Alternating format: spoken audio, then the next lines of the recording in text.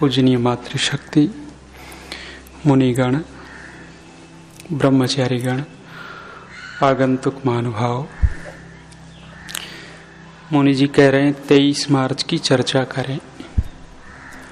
मुझे लगता है प्रातःकाल काफी बहुत अच्छी चर्चा हो चुकी और मैं उनसे ज्यादा शायद न कर पाऊं, इसलिए भाष्य भूमिका के माध्यम से ही विचार रखेंगे। ऋग्वेदादि भाष्य भूमिका उपासना प्रकरण और उसमें दुख के विषय में हम देख रहे थे। दुख क्या है? त्रिविध दुख ऋषि ने बताया था और दुख की परिभाषा की थी। उसके आगे कह रहे हैं अंग में जत्व। व्यक्ति की स्थिति क्या होती है जब परेशानी सामने आती है, दुख सामने आता है, तो स्थिति रखी है। और एक श्लोक गीता का भी आपने पढ़ा होगा। कृष्ण के सामने अर्जुन क्या कहते हैं कि मेरी स्थिति क्या हो गई, पूरा का पूरा वर्णन कर दिया उन्होंने। मेरा गला सूख रहा है, मेरे अंग कांप रहे हैं, मेरे हाथ से गांडीव सरकता जा रहा है और मेरी पूरी त्वचा में जलन हो रही है, दहन पैदा हो गई। वह वर्णन किया है। ऐसा ही यहां भी कुछ है। एक बात कह दी, अंग में जत्व। जब व्यक्ति दुखी, भयभीत और परेशान होता है, उसके भी देखना आप अंग फड़फड़ाते हुए मिलेंगे। जब व्यक्ति बहुत ज्यादा गुस्से और क्रोध में होता है, उस समय आप देखना क्रोध में आकर के व्यक्ति के अंग कांपने लग जाते हैं और व्यक्ति विवेक शून्य हो जाता है। जब भय आता है, भय की अवस्था में भी अंग में जत्व, शरीर कांपने लग जाता है। ये क्या है? इसको ऋषियों ने कहा ये योग में बाधक है। जो थोड़ा सा भय आते ही कांपने लग गया, थोड़ी सी विपरीत परिस्थिति आते ही क्रोधित होकर के कांपने लग गया, बहुत ज्यादा प्रलोभन आ गया और प्रलोभन आकर के उसके प्रति बह गया, ये व्यक्ति योग में गति नहीं कर सकता। ये स्थिर रहेगा, ठहरा रहेगा। है क्या? योग की बड़ी बड़ी बातें करते हुए लोग मिलेंगे, व्यवहार में देखते भी हैं हम। बहुत सारे लोग योग योग योग योग करना चाहिए, ध्यान करो ध्यान करो, लेकिन क्या ध्यान व्यवहार से नहीं जुड़ा? क्या ध्यान नैतिकता से नहीं जुड़ा? ये नैतिकता एक ऐसी चीज है, जब हम इसकी चर्चा करते हैं तो बहुत अच्छी लगती है। जब व्यक्ति इस नैतिकता के विषय में सुनता है तो बहुत अच्छा लगता है। लेकिन जब मेरा पूज्य व्यक्ति, मेरा गुरु किसी की निंदा कर रहा होता है और श्रेष्ठ व्यक्ति की निंदा कर रहा हो, किसी बहुत अच्छे आदमी की मेरा जो पूज्य है वो निंदा कर रहा है, जिसको मैं आदर्श मानता हूं, जिसके प्रति मेरा आदर है, और वही अब निंदा करने लग गया किसी श्रेष्ठ व्यक्ति की, धार्मिक व्यक्ति की, और उस समय यदि मैं मौन बैठा हूं तो ये क्या है? मेरे अंदर नैतिकता नहीं है। ऋषियों ने सिखाया ही ये है कि कोई भी व्यक्ति हो, लेकिन उस समय यदि अधर्म हो रहा है तो कह देना चाहिए, लेकिन मैं बोल नहीं पाता। क्यों? संकोच है, भय है, डर है, डांट देंगे, अपमानित कर देंगे, बेइज्जती कर देंगे, वहां नैतिकता लोप हो जाती है। इसलिए कह रहे हैं कि व्यवहार और योग दोनों, ऋषि दयानंद की परिभाषा उत्कृष्ट परिभाषा। जब योगस चित्त वृत्ति निरोधः का अर्थ करते हैं तो क्या कह रहे हैं? उपासना में केवल ईश्वर और व्यवहार में केवल धर्म, ये है योग। ऋषि ने आंख बंद करना योग नहीं लिखा। योगस चित्त वृत्ति निरोध की जब व्याख्या कर रहे हैं स्वामी दयानंद जी ने दोनों तरफ जोड़ा है। जब व्यक्ति उपासना करता है, संध्या करता है तो ईश्वर में मग्न हो जाए, और जब संसार में व्यवहार करता है तो धर्मयुक्त व्यवहार में मग्न हो जाए, वो व्यक्ति योगी है, ध्यानी व्यक्ति है ये। और केवल वाणी का विषय योग ध्यान वाणी का विषय बन गया, एक तरफ है, आनंद नहीं आएगा। कल भी मैं जोर लगा करके इसलिए कह रहा था, जिस व्यक्ति को योग दर्शन संतुष्ट नहीं कर रहा, जिस व्यक्ति को ऋषि दयानंद संतुष्ट नहीं कर रहा, जिस व्यक्ति को ये वेद जैसा ज्ञान संतुष्ट नहीं कर रहा, उसको विपස්සना कैसे संतुष्ट कर देगी? उसको प्रेक्षा ध्यान कहां से संतुष्ट कर देगा? उसको रजनीश कहां से संतुष्ट कर देगा? संतुष्टि मिलेगी तो केवल और केवल ऋषियों के पास मिलेगी। ऋषि की शरण में आएंगे। ऋषियों ने एक एक ऐसी परत खोल खोल करके, ऋषियों की विशेषता ही ये है कि गहराई में जाते हैं, ऊपर ऊपर छिछलापन नहीं होता उनमें, गहराई में गोता लगाते हैं और गहराई में जाकर के समस्या का समाधान कर देते हैं। वाणी का विषय योग नहीं है, वाणी का विषय ध्यान नहीं है।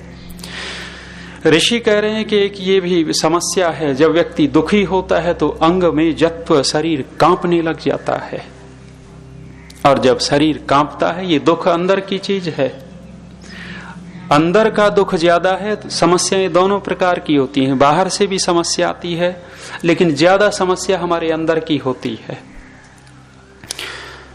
बातों बातों में झगड़ा कर बैठते हैं। आपने मंत्र पढ़ा होगा आर्याभिविनय में, कह रहे हैं कि न तम विदाथ, तुम उसको नहीं जान सकते। किसको नहीं जान सकते? जो तुम्हारे अंदर भरा हुआ है और जो इस पूरे भुवन को, संसार को बनाने वाला है। कौन नहीं जान सकते? निहारेण प्रावृता असूत्रपः और उक्थसासस चरंती, और एक और लिखा है शायद जल्प्या, जल्पी व्यक्ति, व्यर्थ के बकवादी लोग व्यक्ति। बकवादें बहुत होती हैं, इस विषय पर बहुत भारी चर्चाएं होती हैं, और थोड़ी थोड़ी बातों में वो बकवाद करते करते कितनी बड़ी समस्या हो जाती है, लठ उठ जाते हैं। किसान भाई बैठे थे, जब किसान बैठते हैं तो फसल की चर्चा। एक किसान कहने लगा कि भाई अब की बार यदि अच्छी सी फसल होगी तो एक भैंस ही खरीद लूंगा। दूसरा कहने लगा भैंस तो खरीद लोगे लेकिन संभाल के रखना, मेरी फसल में न घुस जाए। इसको बड़ा खराब लगा कि देखो एकदम ताव पे आ गया। इसने कहा कि भाई चलो ठीक है, लेकिन मेरी भैंस घुसेगी या नहीं घुसेगी तो अपनी बाड़ करके रखना, खेत में बाड़ बना करके रखना। इसको जब ये बात लगी कि बाड़ बना करके रखना, तो मेरी आलस्यपन का द्योतक हो गया, मैं आलसी हूं। बातें होते होते लठ उठ गए। ये कह रहा कि अपनी भैंस को काबू में रखना, और ये कह रहा अपना बाड़ बांध लेना, और ताव में आ गए, मूछे तन गई, लठ उठ गए, झगड़ा हो गया, पंचायत बैठ गई। पंच बैठे, सरपंच ने कहा हाँ भाई झगड़ा काहे का? ये कहने लगा ये अपनी भैंस को मेरे खेत में घुसेड़ना चाहता है। ये कहने लगा अपनी बाढ़ कर लेवे। लेकिन सरपंच को ध्यान आया इसके घर में तो भैंस ही नहीं है। पूछा रे पगले तेरे घर में भैंस नहीं तो ये भैंस कहां से आ गई? बोला फसल अच्छी होगी तब खरीदूंगा। अरे सरपंच कह रहा कि मूर्ख हो, ये क्या कर बैठे, भैंस है नहीं और सिर फुड़वाए बैठे हो। समस्या अंदर है, बाहर नहीं है। अंग में जत्व, व्यक्ति के अंदर क्रोध आता है, भय आता है तो कांपने लगता है। ऋषि यही कह रहे हैं, अंगम यद अंगानी एजति कंपति तद अंग में जत्व। जब अंग कांपने लगते हैं तो ये एक योग की बाधा गिनाई है। कई बार हमारा शारीरिक स्वास्थ्य ठीक नहीं होता, दो शब्द होते हैं। योग में गति करनी है तो दो शब्दों के आधार पर, आरोग्य और वैराग्य। यदि वैराग्य नहीं है तो योग में गति नहीं हो सकती, और यदि आरोग्य नहीं है तो भी योग में गति नहीं हो सकती। क्यों? क्योंकि बेचारा संध्या करना चाहेगा, उपासना करना चाहेगा, घुटने दर्द कर रहे हैं, 10 मिनट बैठा, 10 मिनट बाद ही ये दर्द करने लग गया, मन दर्द में लगेगा या परमात्मा में लगेगा। इसलिए कहने लगे आरोग्य बहुत जरूरी है, और दूसरी तरफ वैराग्य बहुत जरूरी है यदि योग में गति करनी है तो। कई बार स्वास्थ्य ठीक न होने के कारण भी अंग में जत्व, शरीर कांपने लग जाता है। एक और स्थिति रखी है श्वास पर श्वासः, अर्थात श्वास को खोला है, प्राणो यद बाह्यम वायुम आचामति स श्वासः, और प्रश्वास कहा यद कौष्ठ्यम वायुम निस्सारयति स प्रश्वास। जो हम अंदर लेते हैं, पीते हैं, उसको श्वास कहा है, और प्रश्वास माने जो अंदर कोष्ठ में वायु भरा हुआ उसको बाहर कर देते हैं तो ये प्रश्वास है। श्वास प्रश्वास होता क्या है, कई बार भय के अंदर श्वास चढ़ने लग जाते हैं। श्वास प्रश्वास की गति संतुलित नहीं होती, बहुत ज्यादा भयभीत होने लग जाते हैं। 23 मार्च की बात कर रहे हैं मुनि जी। मैंने ऐसे ऐसे योगियों को देखा कि वो बेचारे भयभीत सांस चढ़े हुए हैं, लेकिन हमारे क्रांतिकारी, एक क्रांतिकारी आपका हुआ मदनलाल ढींगरा। भगत सिंह को हम इतना क्यों याद करते हैं?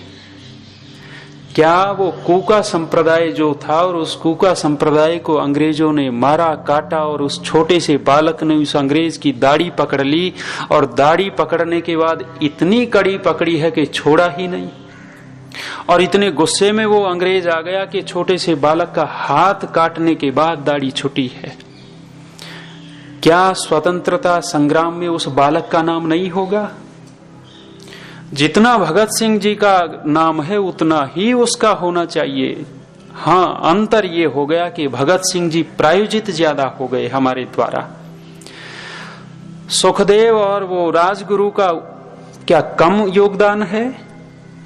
उतना ही योगदान है जितना भगत सिंह जी का है, लेकिन भगत सिंह का नाम हमने बहुत ज्यादा लिया, इसलिए ज्यादा हम परिचित हो गए। कितने ना कितने हजारों हजारों क्रांतिकारी ऐसे हैं जिन्होंने बहुत बड़ा योगदान दिया है, लेकिन हम जानते नहीं। बराबर का योगदान है जितना भगत सिंह देश को चाहते थे, देश प्रेमी थे, देश राष्ट्र के लिए बलिदान हुए हैं, उतने ही दूसरे क्रांतिकारी भी हुए हैं, लेकिन हम उनको जानते ही नहीं। मदनलाल ढींगरा परंपरा से गुरु कौन? ऋषि दयानंद। परंपरा से स्वामी दयानंद जी के शिष्य थे श्याम जी कृष्ण वर्मा। श्याम जी कृष्ण वर्मा के शिष्य थे वीर सावरकर, और सावरकर के शिष्य थे मदनलाल ढींगरा। कुछ हमारे आर्य समाज के उपदेशक लोग प्रशंसा और ताली पिटवाने के लिए कहा करते हैं। ये तो बात बिल्कुल समझ में आती है कि ऋषि दयानंद के शिष्य श्याम जी कृष्ण वर्मा, वर्मा के शिष्य सावरकर, और सावरकर के शिष्य मदनलाल ढींगरा। लेकिन ताली पिटवाने वाले कहा करते हैं कि ऋषि दयानंद गर्म दल और नरम दल वालों की बात करते हैं। स्वामी दयानंद के शिष्य तिलक, तिलक के शिष्य गांधी, और गांधी ने इतना बड़ा काम कर दिया। लेकिन इतिहास आप पढ़ेंगे, आज ही वो पंक्ति पहले मैंने राजेंद्र जिज्ञासु जी से सुनी थी, और आज प्रमाणित हो गई पुस्तक पढ़ी जब, वो स्वामी सत्यप्रकाश जी वाली।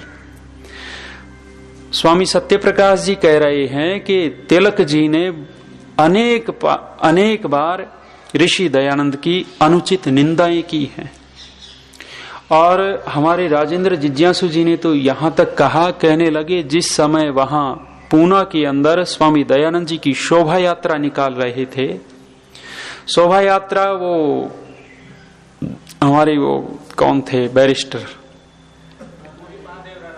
गोविंद महादेव रानाडे, और एक महस के थे गंगाराम महस के थे शायद, उसकी व्यवस्था देखने वाले। उधर स्वामी दयानंद जी की शोभा यात्रा चल रही है और इधर गर्दभानंद विपरीत वर्ण विपर्यय हो गया, गधानंद कह देते हैं गड़बड़ न हो जाए। उधर यात्रा चल रही है और ये यात्रा किसने करवाई थी विरोध में? राजेंद्र जिज्ञासु जी ने बताया कि ये जो विरोध में यात्रा ऋषि दयानंद की करवाई कि गधा है और गधे के ऊपर कोई व्यक्ति बैठा रखा और कह रहे हैं कि ये है दयानंद, वो थे तिलक के गुरु चिपलोणकर शास्त्री, जो ये कहते हैं कि तिलक अपना गुरु ऋषि दयानंद को मानता था। बिल्कुल कोरी झूठ है। तिलक ने तो ऋषि दयानंद की अनेक बार निंदाएं की हैं और अनुचित निंदाएं की हैं। ताली पिटवाने के लिए हमारे उपदेशक कह देते हैं और लोग सुन लेते हैं, हाँ बहुत अच्छा। लेकिन दूसरा जो पक्ष है उसकी बात, मदनलाल ढींगरा, करजन वायली को गोली मारी है उन्होंने। इंडिया हाउस की स्थापना की थी श्यामजी कृष्ण वर्मा ने और सौंप दिया था सावरकर के हाथों में। और जब ये इनका आपस में परिचय हुआ और करजन वायली का पता लगा कि ये भारतीय युवकों को भटकाता है, उनके अंदर देश प्रेम की भावना के अतिरिक्त कुछ और अंग्रेज प्रेम की भावना भरता है, उस समय कह रहे हैं कि मदनलाल ढींगरा ने सोच लिया था कि करजन वायली को मारा जाएगा। गोली ठोक दी है सभा में और कह रहे हैं कि जब गोली मार दी, गोली उसको छाती में लग गई है, वहीं ढींगरा खड़ा हुआ है। पुलिस आई है, डॉक्टर लोग आए हैं, परीक्षण कर रहे हैं, पागल तो नहीं हो गया मदनलाल ढींगरा। और डॉक्टरों ने जब परीक्षण किया है, नाड़ी देखी है, तो नाड़ी में कोई परिवर्तन ही नहीं। अर्थात कोई ऐसा काम कर दे वे व्यक्ति तो हृदय की धड़कन बढ़ जाती है, धौंकनी की तरह हृदय चलने लग जाता है। लेकिन कह रहे हैं कि ढींगरा के हृदय की धड़कन सामान्य स्थिति में थी। ओहो, ऐसा लगता है कि योग प्राप्त कर लिया हो। यही होता है, श्वास पर श्वास जो होता है, जब विपरीत परिस्थितियां होती हैं तो श्वास का विक्षेप हो जाता है, वो संतुलित रहता ही नहीं। लेकिन हमारे क्रांतिकारी ऐसे हो गए कि श्वास को भी संतुलित कर दिया इतना बड़ा काम करने के बाद। और योगियों की हालत, भाग खड़े होते हैं। भागना भी चाहिए, वो भी गलत नहीं है परिस्थिति में। जरासंध और कृष्ण का युद्ध वर्षों चलता रहा। जरासंध बहुत तंग करता था। कृष्ण ने सोचा ऐसे काबू में नहीं आएगा ये, और जरासंध ने योजना बना ली कि इस कृष्ण को मारने के लिए वहां चीन के राजा से संधि कर ली। चीन के राजा से जब संधि की है, कृष्ण ने सोचा कि एक विदेशी आएगा भारत में। सोच देखिए उनकी, एक विदेशी आएगा, विदेशी यहां भारत में आ गया तो पैर भी फैलाएगा। उसी दिन जैसे ही संधि की, कृष्ण भाग खड़ा हुआ वहां से। भाग करके कहां आ गए? द्वारका में। और गुजरात वाले कृष्ण का किस नाम से बोलते हैं? गुजरात में ज्यादा श्री कृष्ण जी को रणछोड़ कहा जाता है। रणछोड़ नाम ही पड़ गया और कोई बुराई नहीं की वो रण छोड़ने में। जैसे ही कृष्ण रण छोड़ करके भाग गए, उधर से जो संधि हुई थी वो बुलाना था विदेशी चीन का राजा, वो भी वहीं रुक गया।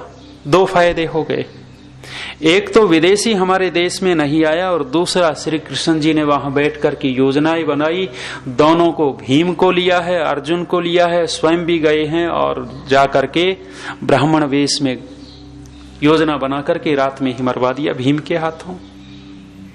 ये थे नीतिकार, योगी थे वास्तव में, भागे नहीं। वो भागना गलत नहीं था, लेकिन कुछ योग के ऐसे भी लोग हैं, आहा योगी हैं ये। योग में बहुत गति है। एक योगी और बन गया वहां सहारनपुर में, कह ही देता हूं, नाराज हो जाएं। है क्या, आर्य समाज का खाते हैं, बहुत कष्ट होता है मुझे। आर्य समाज इनका सहयोग करता है, आर्य समाज से छात्रवृत्ति लेते हैं, आर्य समाज के विद्वानों से पढ़ते हैं, सब कुछ लेते हैं, और जाकर के जब पाखंड में फंसते हैं और पाखंड फैलाते हैं, इससे बड़ी विडंबना और ऋषि दयानंद और आर्य समाज के साथ धोखा और क्या होगा। वहां उत्तर प्रदेश सहारनपुर में लगा दिया है बैनर, एक तरफ छोटा सा ऋषि दयानंद का चित्र है, एक तरफ शंकर भोले का चित्र है, और एक तरफ खुद बैठे हैं योगी बने हुए। इन जैसा योगी शायद दुनिया में हो, और प्रायोजित कर रहे हैं। बहुत बड़े योगी आ गए हैं। क्यों? क्योंकि वो ऋषि दयानंद इनको संतुष्ट न कर पाया तो ये कौन संतुष्ट कर देगा। स्वामी दयानंद जी की शरण में, पतंजलि की शरण में संतुष्टि मिलेगी और भोग में संतुष्टि नहीं मिलेगी। उनको चाहिए क्या? हमें गुरु बना ले, दुनिया गुरु पैर पूजने लग जाए, धन संपत्ति इकट्ठा हो जाए, सोचेंगे इसी में संतोष है। लेकिन इस विद्या का हुआ क्या? इसलिए ऋषियों ने लिख दिया है, समय हो गया आपका, इसलिए ऋषियों ने लिखा है कि विद्या ऐसे व्यक्ति को कभी नहीं दी जाए। विद्या हाथ जोड़ करके ब्राह्मण के सामने खड़ी है कि मुझे बचा लेना, मैं तेरा खजाना हूं, और ऐसे व्यक्ति के हाथ मुझे न पड़ने देना जो मेरा दुरुपयोग कर दे और एक नया पाखंड फैला देवे। इसलिए विद्या की सुरक्षा विद्वानों को करनी होती है। फिर भी विद्वान लोग सरल हृदय होते हैं, विद्या देते हैं, अगला व्यक्ति दुरुपयोग कर बैठता है। चलिए इतना ही, कल देखेंगे शांति पाठ।